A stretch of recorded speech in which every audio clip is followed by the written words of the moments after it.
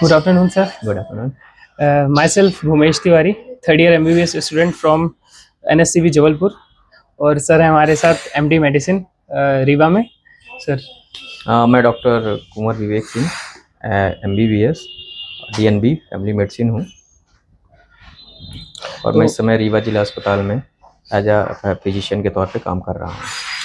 तो सर जैसे आप MD मेडिसिन एक कितने बड़े लेवल पे हैं, तो सर एक शॉर्ट में एक जर्नी आप बताइए कि मतलब एक नॉर्मल बच्चा है उसको पहले नीट करेंगे, नीट करेगा वो, और फिर उसके आगे नीट PG बहुत सारे एक होता है। तो सर एक बिल्कुल, छोटी सी गाइडेंस जो कि अभी 11th-12th में हो या 9th-10th में बच्चे हो स्टार्टिंग करना चाह रहे हो सर, तो उनके लिए सर थोड़ा सा। ये बात तो काफ़ी बड़ी है लेकिन इसको ब्रीफ करना काफ़ी कठिन काम है। जी सर। अब ये डिपेंड करता है कि ये करियर की स्टार्टिंग हमारे यहाँ जो हमारा एजुकेशन सिस्टम है उसमें हम 10th के बाद डिसाइड करते हैं कि आपको मैथ में लेना है, बायो में लेना है, कॉमर्स जाना है, आर्ट जाना है। जी ठीक सर। है? तो अगर आपने सब्जेक्ट बायोलॉजी सेलेक्ट किया है आफ्टर 10th, जी सर। तो मोस्ट मोस्ट ऑफ द जो बच्चे होते हैं उनका यही रहता है कि 12th अगर हमने बायो सेलेक्ट किया है तो हमें डॉक्टर ही बनना है। जी नो डाउट डॉक्टर एक बहुत ही अच्छा प्रोफेशन है, हम्बल प्रोफेशन है, बढ़िया है, एक रिस्पेक्टिव प्रोफेशन है और आप पब्लिक को डायरेक्ट आपसे बेनिफिट मिलता है। जी सर। एक परेशान आदमी आ रहा है जिसको प्रॉब्लम है, आप तुरंत उसकी प्रॉब्लम को सॉर्ट आउट करना एक बड़ी बात होती है। तो मैं तो यही कहूँगा कि सबसे पहली चीज़ होती है कि आप अपना करियर क्या सोच के डिसाइड करते हो जी सर। ना। दो चीज़ है, एक तो बिकम अ डॉक्टर, एक बीइंग अ डॉक्टर। जी तो सर। एक डॉक्टर होना होता है, एक डॉक्टर बनना पड़ता है। तो जी डॉक्टर जो बनने वाली बात है तो फिर आपके पेरेंट्स ने आपके लिए करियर सोचा है। सबसे बड़ी प्रॉब्लम इस समय यही है कि 90% केसेस में हम डिसीजन नहीं ले रहे होते हैं, कोई दूसरा इन्फ्लुएंस में डिसीजन लिए जाते हैं। सर, ऐसे लोग सक्सेस हो पाते हैं?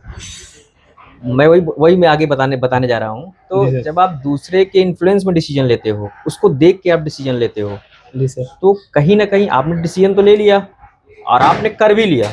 जी सर। कोई बहुत बड़ी बात नहीं है। हो सकता है आपने मेहनत की, आपने एफर्ट दिया, आपने वो चीज़ कर भी ली, जी सर। लेकिन उसका आउटकम ज़रूरी नहीं है कि जो आप सोच रहे हो उतना उसका आउटकम मिलेगा। आप आगे चल के उस चीज़ में आप धीरे-धीरे करके थकान जैसी लगने लगती है। जी वो सर। प्रोफ़ेशन आपके लिए बोझ लगने लगता है, यार ये मैं कहाँ आ गया, मुझे तो यहाँ आना ही नहीं था। जी सर। किसी के कहने पे, किसी के बोलने पे, उसको देख के मैंने ये सेलेक्ट मतलब ये जो भी हम जो कर रहे हैं, इस फ़ील्ड को मैंने सेलेक्ट किया है। तो पहली चीज़ तो मैं बोलूँगा कि आपका जो भी है, आप जो भी करना चाहते हो, आप वही करो। जी। नो डाउट सारे प्रोफ़ेशन अच्छे हैं। मैं as a doctor, being a physician, मैं तो मानता हूँ मेरा प्रोफ़ेशन बेस्ट है और जो कर रहा है सबको अपना प्रोफ़ेशन बेस्ट लगता है। तो पहली बात तो यही है कि अगर आप डॉक्टर बनना चाहते हैं, तो आपके पास कुछ मोटी-मोटी जो छोटी-छोटी चीज़ें हैं जो आपके पास होनी चाहिए। मतलब आप अपने आप को असेस कर सकते हो। आपके अंदर प्रेशर टेकिंग कैपेसिटी होनी चाहिए, आपके अंदर पेशेंस होना चाहिए, धैर्य बहुत ज़्यादा होना चाहिए। इस फील्ड में सर काफ़ी ज़रूरी है। बहुत सबसे ज़्यादा ज़रूरी है पेशेंस। अगर आपके पास पेशेंस नहीं है तो आप अच्छे डॉक्टर नहीं हैं। पेशेंस होगा तो आप लिसनिंग करेंगे। जो जितना अच्छा सुनता है वो उतना बेहतरीन डॉक्टर होता है। हाँ सर, सुनने बोला के जाता है हाँ, कि गुड बिल्कुल। Listener is a better doctor. बिल्कुल, बिल्कुल, बिल्कुल। ये बिल्कुल फैक्ट है। ये तो मैंने डे बाय डे अपने आप में महसूस किया है और मैं मेरा भी यही रहा है कि मैं सुनता बहुत हूँ। जी सर। चाहे पेशेंट का हो, चाहे अपने सीनियर्स का हो, चाहे अपने कलीग्स का हो, मैं सबसे सीखता हूँ, मैं सबकी सुनता हूँ। तो कहीं न कहीं ये चीज़ें डिपेंड करती हैं। मुद्दे से थोड़ा भटक गए थे। तो अगर आप डॉक्टर बनना चाहते हैं तो 12th में आपको बायो से 12th आपको पास करना है। 10th के बाद जो अपना सिस्टम जो है उसमें आपको बायो लेना पड़ेगा और 12th पास करना पड़ेगा। 12th के बाद नीट की एग्ज़ाम होते हैं। पहले तो हम लोगों के टाइम में तो हर स्टेट लेवल पे एग्ज़ाम हुआ करते थे, है ना? यूपी का अलग होता था, एमपी पीएमटी अलग होती थी, ठीक है? महाराष्ट्र पीएमटी अलग होती थी और बहुत सारी डीम्ड यूनिवर्सिटी थी जो अपना एग्ज़ाम अलग से कराया करती थी। लेकिन अब ये है कि गवर्नमेंट ने सबको एक करके नीट यूजी नाम से जाना जाता है। तो आपको नीट यूजी का एग्ज़ाम क्रैक करना पड़ेगा, अच्छी रैंक लानी पड़ेगी।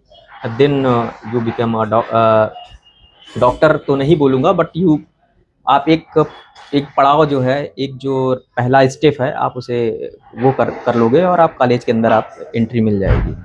सर पहले जो PMT होता था शायद जैसे हाँ, आपने हाँ, बोला, हाँ। जी, जी, जी। तो सर वो ज़्यादा हार्ड होता था कि अभी जो नीट हो रहा है वो ज़्यादा हार्ड हो रहा है? अब उस सिनेरियो में देखा जाए तो हमें तो वही हार्ड लगता था, क्योंकि है ना हम आज से बात कर रहे हैं लगभग मेरा 12th 2007-8 की बात कर रहा हूँ जब मैंने यहाँ मेरा 12th मॉडल स्कूल रीवा से है।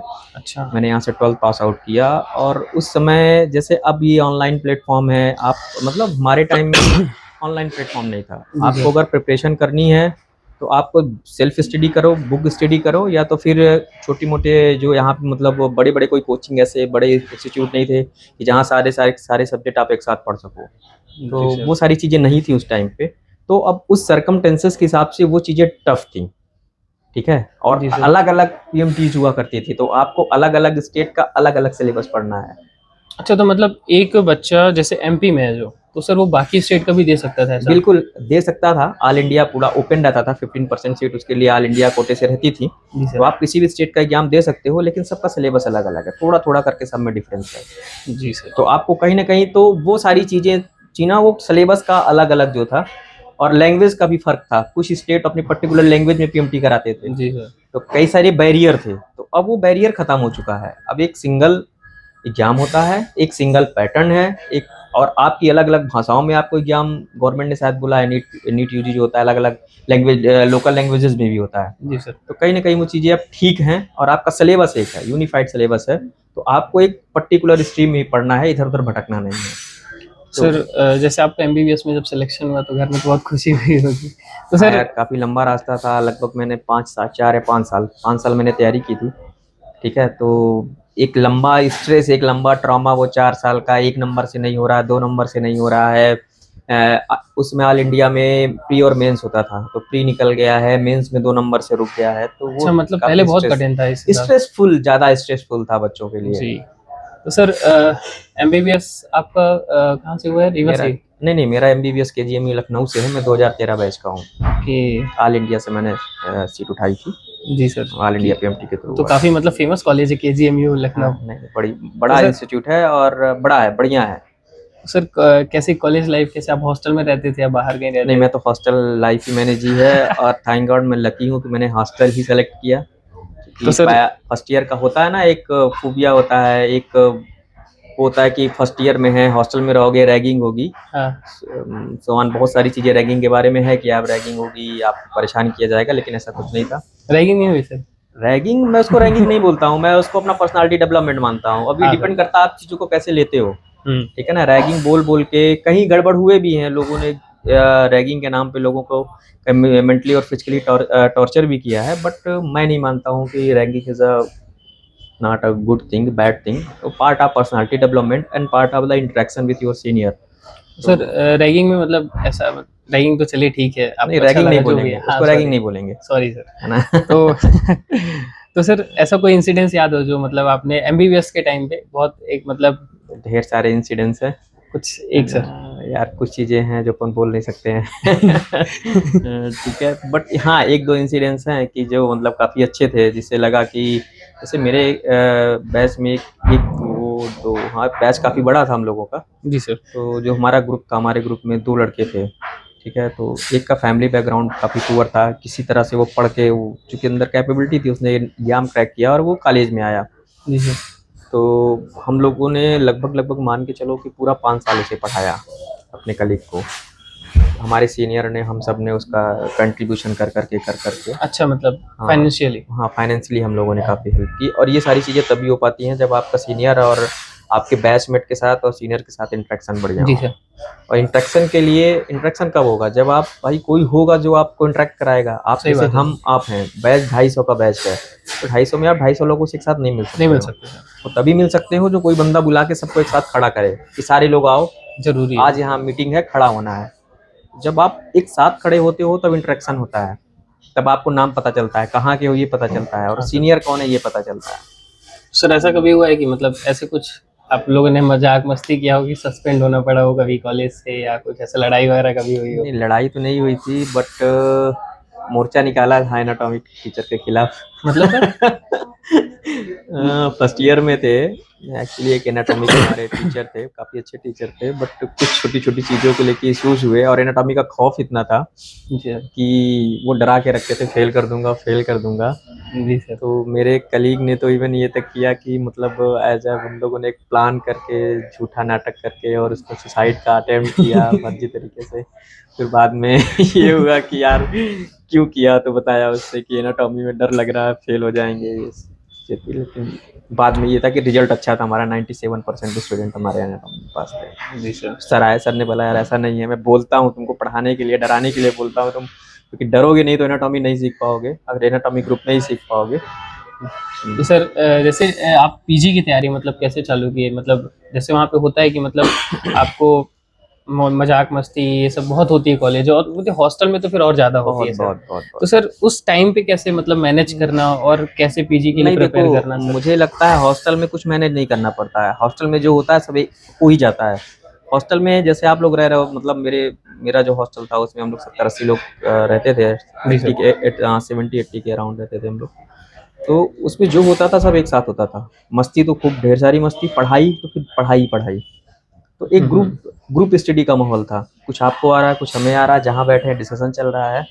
वो चीज़ें पता नहीं चलती थी कि एग्जाम कब हमारा निकल गया, हमने कब एग्जाम पास कर लिया। और एक डर का भी कोई ऐसा नहीं था कि जैसे अब अभी क्या हो रहा है ना कि अभी बच्चों में अभी सुसाइड अटेम्प्ट बहुत ज़्यादा बढ़ रहे हैं, छोटी छोटी बातों पर बच्चों के अंदर प्रेशर आ जा रहा है कि अरे एग्जाम नहीं पास हुए तो बच्चे छोड़ के एग्जाम भाग रहे हैं, जी बहुत सर। सारे बच्चे सुसाइड कर ले रहे हैं। जी तो सर। ये जो ये हॉस्टल का माहौल रहता है, आप एक अकेले नहीं हो आप, अगर आपके चेहरे पे उदासी है तो 4 आदमी पूछने वाला है आपसे कि क्या हुआ यार, बात तो आज सही है। डल क्यों है तू, क्या हो गया, कोई दिक्कत है क्या, कोई परेशानी है क्या।